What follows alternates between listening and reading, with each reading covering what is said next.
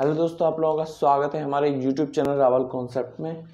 दोस्तों आज हम पढ़ेंगे हड़प्पा सभ्यता से संबंधित जो हड़प्पा सभ्यता की जो नगर योजना थी, जो कि बहुत व्यवस्थित थी, बहुत ही अच्छी तरीके से उन्होंने मैनेज करी हुई थी।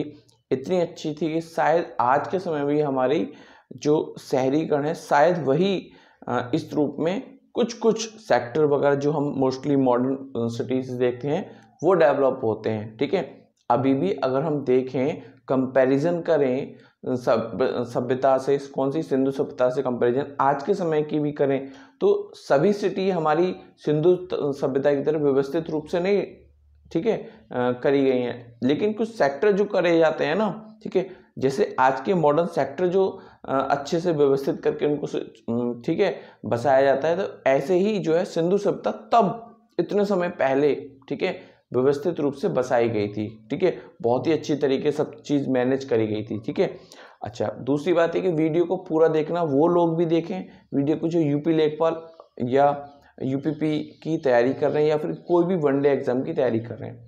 जो वनडे एग्जाम की तैयारी कर रहे हैं, कोई भी वनडे एग्जाम हो, उसको मैं जो इम्पोर्टेंट होगा मैं साथ में बता दूंगा कि भाई ये आपको याद करना है, ये याद नहीं करना। जैसे कि अगली जो वीडियो आएगी वो सभी के लिए इम्पोर्टेंट होगी। ठीक है, ये इतनी इम्पोर्टेंट नहीं है। इस वीडियो में मैं मुख्य जो विशेषताएं होंगी कि भाई आपको ये याद करनी है वो मैं आपको बता दूंगा। ठीक है, तो वीडियो स्टार्ट करते हैं। देखो, जो जितने भी शहर हैं, ठीक है, सिंधु सभ्यता के अंदर जितने भी शहर हैं उनका एक मोटी विशेषता रही है। ठीक है, तो आज हम जो अगर नगर नियोजन के ऊपर बात करेंगे तो स्पेसिफिक एक सिटी के ऊपर बात ना करके कॉमनली जो फॉलो करा गया है सभी में, ठीक है, हम उसके ऊपर बात करेंगे। ठीक है, तो देखो, सबसे पहले हड़प्पा की नगर जो व्यवस्था थी वो कैसी थी? जाल की तरह थी। ठीक है, जालनुमा थी। ठीक है, जालनुमा ही तो उसकी पानी वाली व्यवस्था थी। ठीक है, और जालनुमा ही उसकी नगरीय व्यवस्था थी। ठीक है, तो देखो सबसे पहले हम सीख लेते कैसी थी। जालनुमा थी, जाली के समान। ठीक है, सारी तो एक जाली का आकार ले लिए। ठीक है, तो जालनुमा थी, तो ये चीज समझी। सड़कें एक दूसरे को समकोण पर काटती थी। देखो ये मान के चलो, ये सड़कें भी हम इनको ले लेते हैं। ठीक है, तो ये किस पे काट रही हैं आपस में? समकोण पे। ठीक है, समकोण पे काटती थी। और मकान जो है ये मान के चलो ये व्यवस्थित हो गए। ठीक है, ये व्यवस्थित हो गए। तो कितनी अच्छी व्यवस्थित रूप से इन्होंने बनाया है। ठीक है, आज के समय में सेक्टर वगैरह इसी तरह से व्यवस्थित रख करे जाते हैं। ठीक है, तो ये आपके मकान वगैरह हो गए। ठीक है, तो सब कुछ समकोण पर काट रही है ना सारी सड़कें। ठीक है, तो ये इसकी मुख्य रूप से व्यवस्था है जो कि वनडे एग्जाम के हिसाब से ही पूछते हैं और जो तुम्हारे सब्जेक्टिव एग्जाम होते हैं उनके हिसाब से भी। ठीक है, तो ये चीज होगी, दो चीजें कि जाल की तरह व्यवस्थित है, एक दूसरे को सड़कें कैसे काटती हैं? समकोण पर काटती हैं। प्रत्येक नगर को दो भागों में बांटा जाता है। यहां थोड़ा सा ध्यान देने वाली बात है। तो कोई यहां बेशक बोला है प्रत्येक नगर को, ठीक है, लेकिन अगर हम इस तरह से इसको पढ़ें कि अधिकतर नगरों को, ठीक है, दो भागों में, क्योंकि कुछ इसके अपवाद भी हैं। ठीक है, इसके अपवाद भी जो कि हम आगे पढ़ेंगे। प्रत्येक नगर को दो भागों में विभक्त थे। प्रत्येक नगर कितने भागों में विभक्त थे? दो भाग में विभक्त थे, पश्चिमी टीला और पूर्वी टीला। ठीक है, पश्चिमी टीला और पूर्वी टीला। जैसे कि पश्चिमी टीला अपेक्षा अंतर क्या था इनमें? अंतर ये था कि पश्चिमी टीला एक तो पूर्वी टीले से थोड़ा ऊंचा होता था। ठीक है, अधिकतर ऊंचा होते थे। ठीक है, और दूसरा इन पे क्या होता था कि जो उच्च जो वर्ग होते थे, जैसे पुरोहित वगैरह हो गए, ठीक है, वो उच्च वर्ग निवास करते थे। और जो थोड़ा सा निम्न वर्ग थे वो कहाँ करते थे? पूर्वी टीले पे निवास करते थे। अच्छा, एक चीज और कि पश्चिमी जो टीला होता था अधिकतर क्या देखा गया? रक्षा प्राचीर से घिरा हुआ देखा गया कि उसकी जो टीला है उसको सुरक्षा के हिसाब से उसको चारों तरफ से घेराबंदी कर दी है। जबकि पूर्वी टीले में ऐसा नहीं था। पश्चिमी टीला कैसा होता था? ऊंचा होता था, और ये पूर्वी टीला नीचा होता था। ठीक है, नीचा होता था, थोड़ा इसकी कंपैरिजन में नीचा होता था। ठीक है, आगे और जब डिटेल में पढ़ेंगे तब एक एक जो नगर को पढ़ेंगे तो उस पर स्पेसिफिक बात कर लेंगे। चलो आगे देखते हैं। देखो कालीबंगा का नगर क्षेत्र भी रक्षा प्राचीर से घिरा था। ठीक है, किसका? कालीबंगा का क्षेत्र भी रक्षा प्राचीर से घिरा था। ठीक है, आगे देखते हैं। मतलब कि आप यहाँ पे कंफ्यूज मत होना। देखो नगर क्षेत्र हम किसको बोलते हैं? पूर्वी टीले को बोलते हैं। यहाँ पे क्या कह रहा है कि कालीबंगा का नगर क्षेत्र भी, मतलब कि पश्चिमी टीला भी घिरा हुआ था और पूर्वी टीला भी घिरा हुआ था। किससे? रक्षा प्राचीर से। जबकि यहाँ पे अगर हम बात करें, ठीक है, तो क्या है, हड़प्पा वाले में अगर हम बात करें तो रक्षा प्राचीर से केवल पश्चिमी टीला ही घिरा हुआ है, जबकि कालीबंगा इसका अपवाद स्वरूप है। ठीक है, इसके दोनों ही वो जो है घिरे हुए थे। ठीक है, आगे देखते हैं। लोथल सुरकोटड़ा में अलग अलग टीले नहीं है, मतलब उसमें अलग अलग ये जो टीले हैं ये ना होगे, एक ही टीला है सब कुछ। ठीक है, ये याद करने वाले स्टार लगा के वनडे एग्जाम के हिसाब से। ठीक है, वनडे एग्जाम के हिसाब से। आगे देखो, चन्हुदड़ो एकमात्र ऐसा नगर है जो वर्गीकृत नहीं है। ठीक है, इसमें कोई वर्गीकृत नहीं है। ठीक है, तो ये भी याद रखना आप लोग। आगे देखते हैं। धौलावीरा का नगर 3 इकाइयों में बटा हुआ था। ये एक यूनिक केस है। जैसे ये सभी लोग कितने में बटे हुए हैं? 2 में, लेकिन ये कितनी इकाइयों में बटा हुआ था? 3 इकाइयों में बटा हुआ था। Most important. ठीक है, और बहुत सारे प्रीवियस ईयर में पूछे भी गए हैं। आगे देखते हैं। हड़प्पा के सभी नगर पश्चिमी और पूर्वी भागों में पूर्णतः विभाजित नहीं थे। मतलब कि कहना ये चाह रहा है कि जैसे कि हमने यहाँ पढ़ा कि प्रत्येक नगर 2 भागों में विभाजित थे, तो हम ये कहें कि सारी सभ्यता सारे नगर केवल इन 2 में सीमित हो गए, ऐसा कुछ नहीं था। कुछ सामाजिक जो भवन थे, सार्वजनिक जो भवन थे, वो कुछ इन दोनों टीलों के बाहर भी देखे गए। तो हम ये कहें कि केवल इन दोनों टीलों में ही सभ्यता बसावट करती, तो ऐसा नहीं है। वही बात यहाँ पे कही गई है कि कुछ भवन ऐसे नहीं, ऐसा नहीं है कि बाहर नहीं हो, बाहर भी थे। ठीक है, तो आप ये मान के चलोगे कि अगर दोनों ही टीलों में ही केवल बसे हुए हैं, तो ऐसा नहीं था।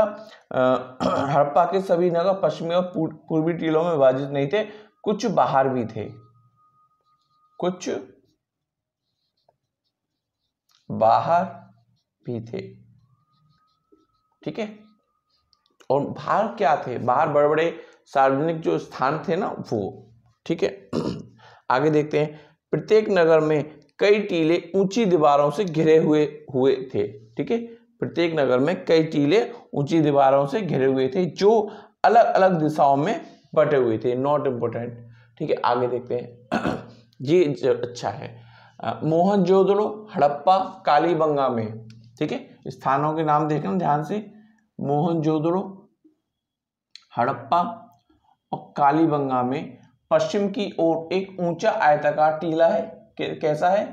एक ऊंचा आयताकार टीला है, और उत्तर, दक्षिण और पूर्व की ओर एक विस्तृत, मतलब कोई आकार नहीं है। जैसे कि हम यहाँ बात करें तो यहाँ एक आयताकार है, यहाँ पर जो बाकी की जो दिशाएं हैं ना, सबको कवर करके एक टीला बना दिया गया है। ठीक है, आगे देखते हैं। धौलावीरा, बनवाली स्थलों पर दीवार से घिरा एक ही टीला है। ठीक है, धौलावीरा और बनवाली स्थलों, ये इंपोर्टेंट है, इसको याद रखना। और बनवाली स्थलों पर दीवारों से घिरा एक ही टीला है जो कि आंतरिक रूप से 3 या 4 दीवारों से घिरे सेक्टरों में विभाजित है। ठीक है, मतलब कि ये आंतरिक रूप से भी डिवाइड है। ठीक है, आंतरिक रूप से भी इसको वर्गीकृत किया गया है। ठीक है, आगे देखते हैं। मोहनजोदड़ो, हड़प्पा, कालीबंगा, सुरकोटड़ा जैसे नगरों में, ठीक है, जैसे नगरों में 4 दीवारी में कई बड़े प्रवेश द्वार देखने को मिलते हैं। जब हमने खुदाई करी तो ये जो स्थान है, यहाँ पे क्या देखा हमने कि भैया चारों तरफ क्या है, एक पर्दी है। ठीक है, अब पर्दी के अंदर एक और पर्दी कुछ हमने देखी, कुछ जगह हमने देखी, तो उसमें क्या है, जगह जगह प्रवेश द्वार है, जगह जगह प्रवेश द्वार है। आगे अब ये इंपॉर्टेंट है, स्टार लगा लेना। देखो जैसे कि धौलावीरा है, धौलावीरा में भी यही समानता हमें देखने को मिली, यही समानता नहीं, विशेषता देखने को मिली है। ठीक है, साथ में क्या हुआ है कि धौलावीरा एक ऐसा स्थान है जहां से हमें एक साइन बोर्ड मिलता है दरवाजे पे, ठीक है। क्या मिलता है? साइन बोर्ड, एक तख्ती पे लिखा हुआ साइन बोर्ड मिलता है, उस पर कुछ खोद कर लिख दिया गया है, 10 अंक लिखे हैं उसमें। कितने अंक? 10 अंक बोल दो या शब्द बोल दो, है ना, 10 अंक बोल दो या फिर शब्द बोल दो उनको लिखा गया है और सफेद चूना से उसको भर दिया गया है, ठीक है। सफेद चूने से उसको भर दिया गया है और मुख्य दरवाजा जो है उस पर टांग दिया है, मुख्य दरवाजे पर उसको टांग दिया है, ठीक है। अब होता क्या है, वो जो सफेद से उसको जो भरा है, जो उन्होंने उकेर के बनाया था, फिर उसको सफेद चूने से जो भर दिया था, तो दूर से दिखाई देता है। साथ में अभी तक जितनी भी लिपि मिली है उसकी लिपि बहुत ज़्यादा बड़ी है, शेप में बहुत ज़्यादा बड़ी है, तो इसलिए इसे विशेष रूप से और पढ़ने योग्य है। जैसे कि उसकी जो ऊंचाई है, उस जो लिपियों की जो 10 अंक हैं उनकी जो ऊंचाई है, ठीक है, वो है 37 सेंटीमीटर। कितनी? 37 सेंटीमीटर। और जो उसकी चौड़ाई है, जो चौड़ाई है, मान के चलो मैं एक शब्द लिखता हूँ यहाँ पे, ठीक है, इसकी जो ऊंचाई है, ठीक है, जो ऊंचाई है इसकी, ये कितनी होनी चाहिए? ये 37 है। और जो उसकी चौड़ाई है, ठीक है, जो चौड़ाई है वो 25 से 27 सेंटीमीटर है, 25 से 27 सेंटीमीटर है। तो ये विशेष इंपॉर्टेंट फैक्ट है, इसको अच्छे से याद रखना। अब देखो, एक जो वहाँ हमें जितने भी शहर मिले, चाहे धौलावीरा हो, चाहे कोई भी स्थान हो, अब कुछ एक कॉमनली जो हर घर में हमें अधिकतर विशेषता मिलती ही मिलती थी, ठीक है, हम उसके बात करेंगे। भाई एक आवास होता था, मतलब एक घर होता था, और उस घर के अंदर हमें क्या क्या मुख्य रूप से चीजें मिलती थी। डिटेल में हम अगली वीडियो में एक एक जब चीज को पढ़ेंगे तब देखेंगे, ठीक है। जैसे कि एक हर घर में एक आंगन होता था, 3 या 4, ठीक है, 3 या 4 तरफ, जैसे कि या तो इधर साइड, जैसे कि ये कमरा हो गया, ठीक है, या तो 3 इधर, ये क्या हो गई दिशा, वो हो गया ना, ये एंट्रेंस हो गई यहाँ पे। इसको ये विशेष रूप से उनकी हुआ करती थी, जब हम एंट्री लेते थे ना, तो एंट्री के जस्ट सामने एक दीवार होती थी, ठीक है, एक दीवार हुआ करती थी। दीवार का मतलब ये होता था कि कोई उनकी जो प्राइवेट स्पेस है ना, डायरेक्टली उसको देख ना पाए, ठीक है, जो प्राइवेट उनका स्पेस है, कुछ चलते बढ़ते राहगीर या फिर डायरेक्ट एंट्री करते ही, तो क्या होता था, यहाँ से एंट्री होती थी, फिर वो इधर जाके तब एंट्री ले पाता था, ठीक है। तो क्या होता था कि 4 से 5 कमरे होते थे, 4 से 5 कमरे होते थे, हो सकता है 3 इधर हो, 4 इधर हो, ठीक है, तो इस तरह से होते थे, 3 या 4 एक एक दिशा में हो सकते थे। लेकिन जो मोस्टली जो कमरे देखे गए उनकी संख्या 4 या 5 कमरे मिलते हैं, ठीक है।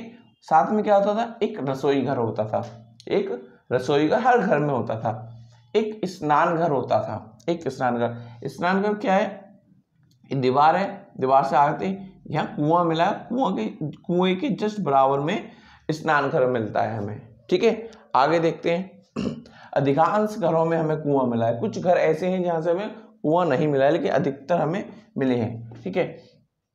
जो मकान बने होते थे, मकान पक्की ईंटों के बने होते थे, मकान पक्की ईंटों के बने होते थे, और ईंटें भी बहुत सारी प्रकार की होती थी, शेप होता था, ठीक है, ये एल प्रकार की हो गई, कुछ वर्गाकार प्रकार की हो गई। तो आगे जब जब आगे हम जो अगली जो मुख्य स्थल पढ़ेंगे, ठीक है, तो उनमें हम पढ़ेंगे। आगे देखते हैं कालीबंगा। जैसे कालीबंगा में क्या है ना, जो नालियां बनाई गई है ना, वहाँ पे पक्की ईंटों का इस्तेमाल हुआ है, ठीक है, जैसे नालियां बनी है, कुएं बनी है, ठीक है, दहलीज बनी है, मतलब कि एंट्रेंस बनी है, तो वहाँ पे पक्की ईंटों का इस्तेमाल करा गया है, ठीक है। आगे देखो, जैसे कि अधिकतर कुछ घर हमें ऐसे भी मिले हैं कि 2 मंजिला हो, ठीक है, तो हमें पता चलता है कि भैया वो जो है अच्छे से विकसित हो चुके थे, मतलब कि उस समय सभ्यता ऐसी थी, हमारी स्थापत्य कला विकसित हो चुकी थी, इतनी अच्छी विकसित हो चुकी थी कि हम 2 मंजिल मकान भी बनाते थे, ठीक है।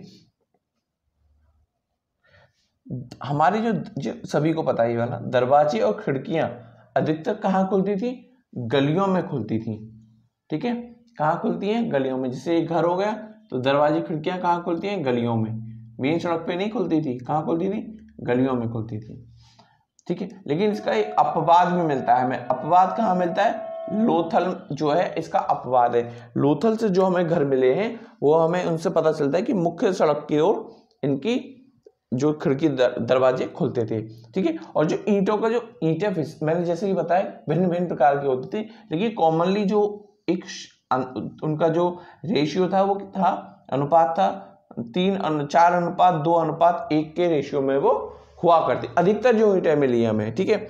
आगे देखते हैं, नालियों की बहुत अच्छी व्यवस्था थी, जैसे जो कि मैंने आपको स्टार्टिंग में बताया, नालियों की बहुत अच्छी व्यवस्था थी, ठीक है।